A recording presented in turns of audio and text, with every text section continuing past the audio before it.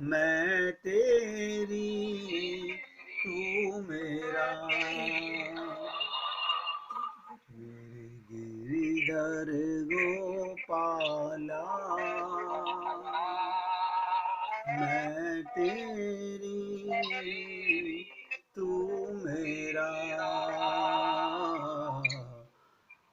मैं तेरी तू मेरा, मेरे गिरधर गोपाला,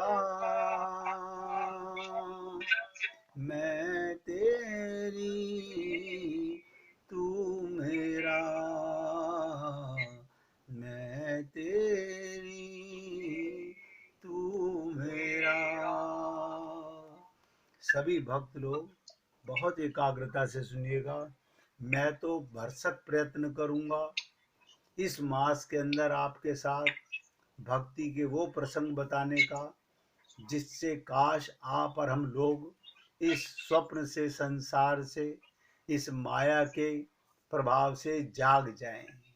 लेकिन जागेगा वही जो जागना चाहता है। अगर जिसे ये पक्का विश्वास होगा कि मुझे इस देह में हरि को पाना है, जिसे संत महात्माओं की इन बातों पे विश्वास होगा, इस देह में हरि मिलते हैं, और जिसके मन में लालसा होगी वो जाग जाएगा। और जिसके मन में अभी अपने शरीर का अहंकार भरा हुआ है वो कभी नहीं जाग सकता। अब ध्यान से सुनिएगा, जहां हमारे संकल्प की पूर्ति होती है, एक एक शब्द ध्यान दीजिएगा, जहां हमारे संकल्प की पूर्ति हो वहां ईश्वर का मन अपने मन के अनुकूल होता है। यानी भगवान का मन और आपका मन एक होता है। संकल्प की पूर्ति हो, भगवत प्राप्ति हो। परंतु जहां अपना संकल्प कटता है, यानी आत्मा का संकल्प कटता है, वहां हमारे मन को ईश्वर अपने मन में मिलाता है। अपना संकल्प मत कुछ करो, भगवान के संकल्प में चलो, इस देह में हरि मिलाते हैं, ये संकल्प होना चाहिए। क्या मतलब? भगवान की इच्छा में अपनी इच्छा मिलाओ, गुरु की इच्छा में अपनी इच्छा मिलाओ, और आप और हम लोग परिवार की इच्छा में अपनी इच्छा मिलाते हैं। क्या करे, इंसान भटक रहा है, वो समझ ही नहीं पा रहा मुझे क्या करना है। चलो माना जब तक कोई हमें नहीं बताने वाला मिला था, हम पागल थे, अटक रहे थे। अपने मन को गोपी बनाओ। ध्यान से सुनो, सब लोग सुने, अपने मन को गोपी बनाओ। तुम देखोगे कि मन की सभी वृत्तियां, क्या मतलब, मन के सारे विचार गोपियां बनकर श्री कृष्ण का अभिसार करने के लिए दौड़ेंगी। गोपियों का मन सदा भगवान की तरफ। कमाल है, सोते बैठते खाते पीते ऐसा कोई काम उनका नहीं रहा जीवन के अंदर। उद्धव भी पागल हो गए थे देख करके, ये गंवार अंगूठा टेक गोपियां, लेकिन इनका मन तो कृष्ण को छोड़ने को ही तैयार नहीं है। और आप और हम लोग अन्य जन्माष्टमी वाले दिन अब देखना हम कितनी पूजा करेंगे भगवान की, कृष्ण की। अपना मंदिर हम इतना सुंदर सजाएंगे जन्माष्टमी वाले दिन। आप और हम लोग सब धोखा दे रहे हैं भगवान को। क्या भगवान को धोखा दे सकते हैं? ना। किसको दे रहे हैं? अपने आप को। सब नोट करो, अपने आप को धोखा जा रहा है, भगवान को दे नहीं सकते। संकल्प नहीं किया हमने अभी तक। मैं कई बार कहता हूं संकल्प करो। गुरु और क्या कह सकता है, हमें संत महात्मा क्या समझाते हैं, इस देह में हरि मिलते हैं। अब संकल्प कौन करे? पहले परिवार, अरे परिवार को भी भगवान का मानो। बस ये छोटी सी बात हमें समझ नहीं आ रही, भगवान का मानना। इसलिए मैंने कहा अपने मन को गोपी बनाओ। गोपियों का मन कहाँ रहता था? सब कहेंगे भगवान में रहता था। तो अपने मन को गोपी बना लो ना, तुम देखोगे मन की सारी विचार गोपियों के हो जाएंगे। और तो ये जब मन गोपी हो गया तो मन के विचार भी गोपियों के होंगे। फिर ऐसा नहीं हो सकता, फिर शरीर का भान नहीं आया करेगा। शरीर में रहोगे, मन गोपी का बना नहीं तो विचार भी गोपियों को बनेंगे और श्री कृष्ण का ही और दौड़ेगा मन। ये पुरुषोत्तम मास है। भगवान श्री कृष्ण ने इस मास की जिम्मेदारी ली कि इस मास में जो मुझे पाना चाहेगा, संसार का, ध्यान से सुनिएगा, संसार का सारा सौंदर्य एक और, संसार का सारा सौंदर्य, आपका धन, आपकी संपदा, सब एक और, तथा मनमोहन की मुस्कान, उस प्यारे की मुस्कान एक और। अब अंदाजा लगाइएगा। अब लोग सोचते हैं हमने 50 साल लगाए मेहनत करके ये धन इकट्ठा करने में, मकान दुकान बनाने में, अब आप कह रहे हो हम मनमोहन को देखें या अपने मकान को देखें। ये आपका डिसाइड करना है कि आप आत्मा हो या शरीर हो। ये जो संसार का सामान है शरीर के लिए, आत्मा के लिए नहीं है। एक और सारे संसार का सौंदर्य और एक और मनमोहन की मुस्कान। अब आप किसे चुनोगे? देखिएगा, हम सब लोग, कोई पूछे तो छूटते कहेंगे हम मनमोहन को चुनेंगे। मनमोहन को चुनेंगे? भगवान तुम्हारे मन को चुनेंगे, मगर मन तो अभी बिगड़ा हुआ है, मन तो गोपी बना नहीं है। अभी मन तो गोपी बना नहीं है, हमने संकल्प किया नहीं है। इसलिए मैंने कहा मुस्कान सब मटिया मेट कर देगी, जगत का सौंदर्य फीका पड़ जाएगा। आपके हृदय में भगवान मुस्कुरा रहा है, अपनी प्राप्ति का मौका दे करके मुस्कुरा रहा है। लेकिन हम लोग सब 99.99% लोग अपने को धोखा दे रहे हैं, भगवान को दे नहीं सकते, क्योंकि भगवान के सामने छल कपट चलता नहीं। मुस्कान का मतलब क्या होता है? आनंद, चितवन अर्थात ज्ञान। भगवान में दोनों हैं। आनंद उगलने का नाम मुस्कुराना है।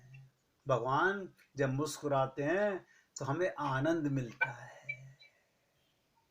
भगवान का मुस्कुराना ही हमें आनंद देता है। अब कहाँ मुस्कुराए भगवान? मूर्ति में तो आपको मूर्ति नजर आएगी ना, मूर्ति में भी मुस्कान नजर आएगी। कब?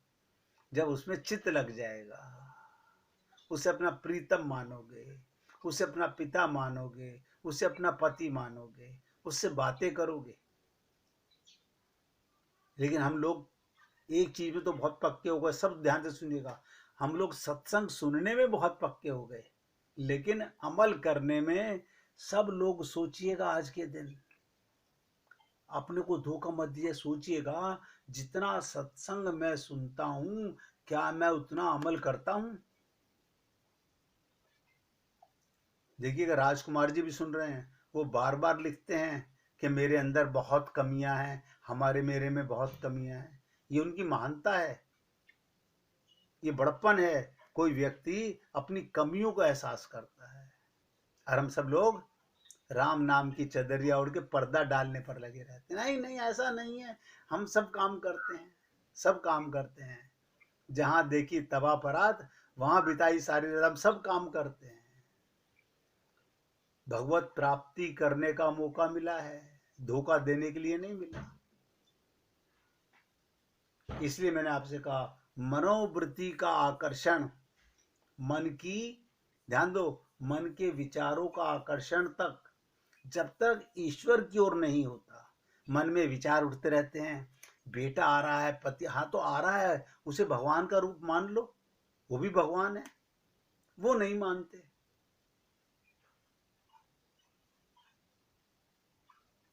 जब तक आकर्षण ईश्वर की ओर नहीं होगा, तभी तक संसार अपनी ओर खींचेगा। ये मन कभी पेंडुलम में नहीं रह सकता।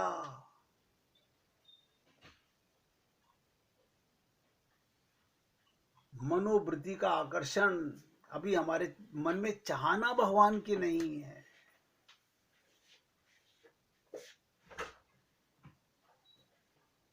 एक बहुत पुरानी कहावत याद आई तो बता रहा हूं। चाह चमारी चाह चोड़ी, चाह नीचों से नीच, तू तो पूर्ण ब्रह्म था, जो चाह ना होती तेरे बीच। इसलिए हे पुण्य आत्माओं, कम से कम अब चाह भगवान की करो। आकर्षण भगवान की ओर अगर मन जा रहा है तब विषय या तो उधर जाएगा, नहीं तो संसार में जाएगा। दो ही मार्ग हैं हमारे लिए, या तो भगवान की तरफ मन जाएगा या संसार में मन जाएगा। और संसार में तो मन हमारा जा ही रहा है, अनंत जन्मों से लगा हुआ है। यही पाप तो है जो आप और हम लोग मिटा नहीं सके। इसलिए निवेदन कर रहा हूं कि मनोवृत्ति का आकर्षण जब तक परमात्मा की ओर नहीं होता तभी तक वो विषयों की ओर, संसार की ओर खींचता है। जब मनो विचार ईश्वर विमुख होने लगते हैं तो विषय अपने आप निवृत्त हो जाते हैं। कोई ना कहे कि मुझसे संसार छोड़ना नहीं जा रहा, मेरी ममता मोह आसक्ति मर नहीं रही, क्योंकि अभी भगवान में आकर्षण नहीं है। अभी हमने डिसाइड ही नहीं किया है कि हमें भगवान को पाना है या संसार को पाना है। मैं बता देता हूं, इस देह में हरि मिलते हैं ये तो पक्का है। संसार तुम्हारा रहेगा नहीं, ये भी 101% पक्का है। ना शरीर तुम्हारा रहेगा, ना संसार तुम्हारा रहेगा। ये तो मौका मिला हुआ है भगवत प्राप्ति का, ये तो छूटने वाला है। हर सेकंड शरीर मर रहा है, लेकिन ये जीव न जाने किस नशे में सो रहा है। बार बार सोचिए। और सुना देता हूं रामायण के केकई। अब सोचिएगा, रामायण के केकई मंथरा कांड से आज जब हम अपने को तोलते हैं, केकई और मंथरा, ध्यान से सुनिएगा। रामायण के दो पात्र सबने सुने होंगे, केकई और मंथरा। उन पे अपने आप को रख के देखिए तो पाते हैं कलयुग में हमारा मन मंथरा है। वो तो त्रेता युग की मंथरा थी। आज कलयुग में हम क्या पाते हैं, हमारा मन भी मंथरा है, जो केकई रूपी हमारी बुद्धि को भ्रमित करके हमारी आत्मा रूपी भरत को अत्यंतिक दुख देकर अपने माता पिता रूपी परमात्मा श्री राम से अलग करती रहती है। नहीं समझ में आ रहा तो दोबारा बताऊं।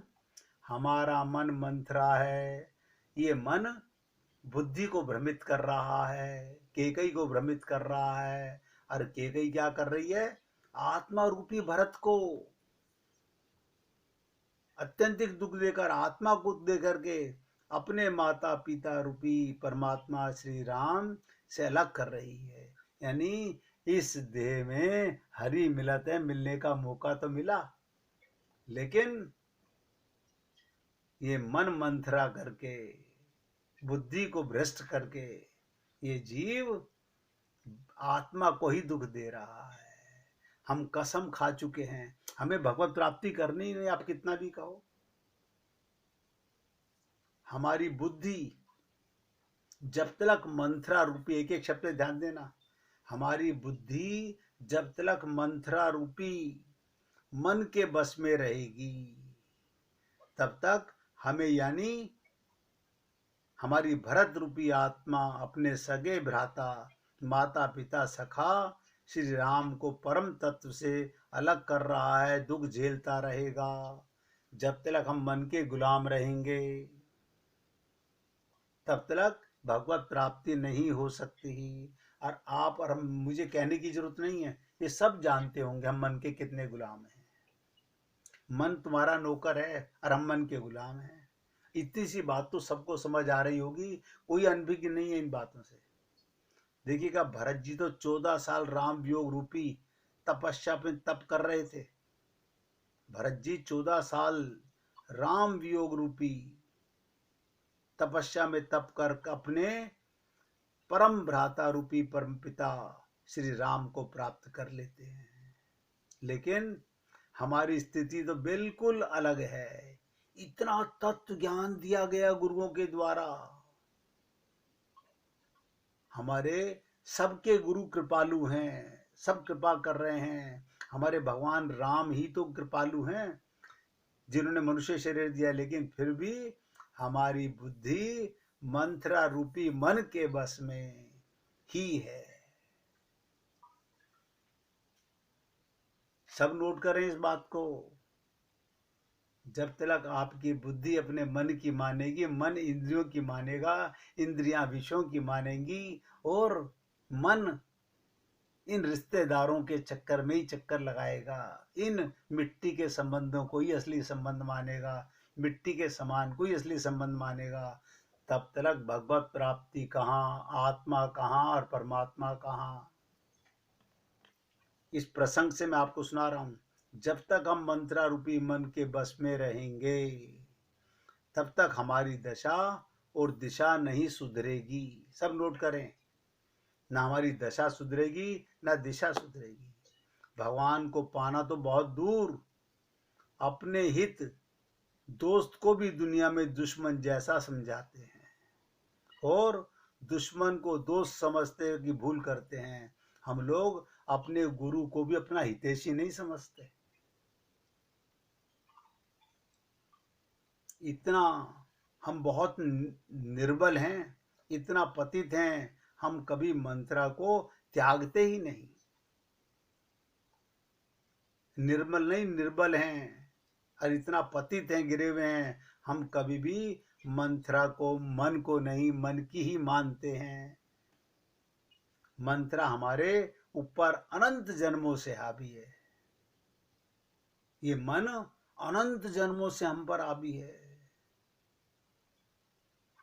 इसलिए परमात्मा से, अपने गुरुदेव से प्रार्थना करोगे, हे गुरुदेव, जब तक आपकी कृपा नहीं होगी, सच कहा, मैं कातर पुकार करता हूं, दया करके हमारे मन रूपी मंत्रा का विनाश करके हमारे मन बुद्धि चित्त और अहंकार रूपी अंतःकरण को पवित्र कर दीजिए, जिससे हमारी आत्मा आप श्री राम और सीता, श्री कृष्ण के साथ, राधा रानी के साथ उनका दर्शन कर सके।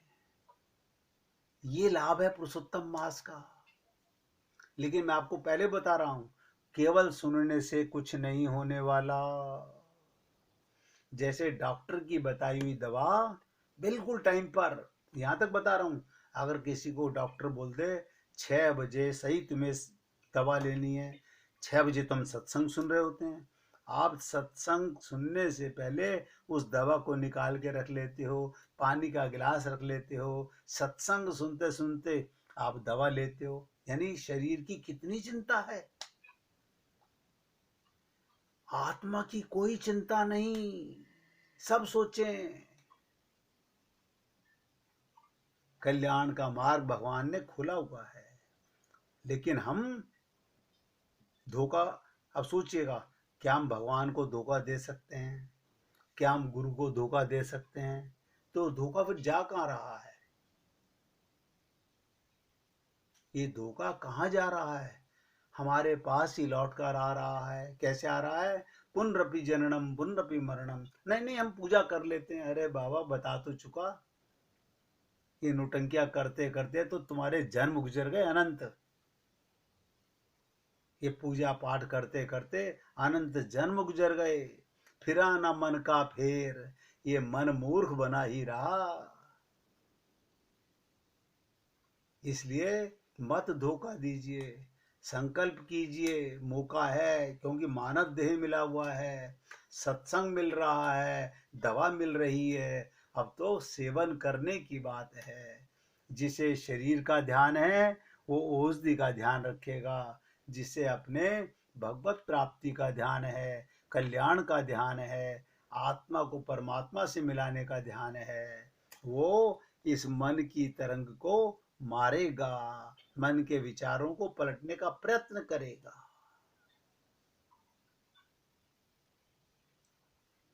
मन की तरंग मार लो, बस हो गया भजन, आदत बुरी संवार लो, बस हो गया भजन। मैं क्या करूं? मैं आप लोगों को गीता सुनाने लगूं, रामायण सुनाने लगूं, भागवत, उससे क्या होगा? ये तो सब चीजें सुनते सुनते अनंत जन्म हो गए हमारे को। मूल दोष नहीं समझ में आता। मन हमारा रोगी है, मन बिगड़ा हुआ है, मन को बदलना है। और मैंने आपको आज ये प्रयत्न किया था, मन मंत्रा है और बुद्धि के कई है और आत्मा भरत है, समझ लीजिएगा। मन ने, बुद्धि ने क्या करा? आत्मा को राम से नहीं मिलने दिया, लेकिन क्योंकि आत्मज्ञान था, उसने, भरत ने आके बुद्धि को दुत्कारा, केकई को दुत्कारा, अपनी माँ को दुत्कारा, अपने मन को दुत्कारा, मंथरा को दुत्कारा, और 14 वर्ष तक तपस्या की कि मुझे इस देह में भगवान श्री राम सीता को पाना है। मुझे नहीं पता, आप लोगों ने बहुत बार रामायण का ये प्रसंग सुना होगा, लेकिन ऐसा प्रसंग कभी सुना कि नहीं सुना? नहीं सुना तो आज पुरुषोत्तम मास के पहले दिन सुन लीजिए और जीवन में कसम खा लीजिए। क्या कसम खा लीजिएगा? 1 मिनट कीर्तन कीजिए।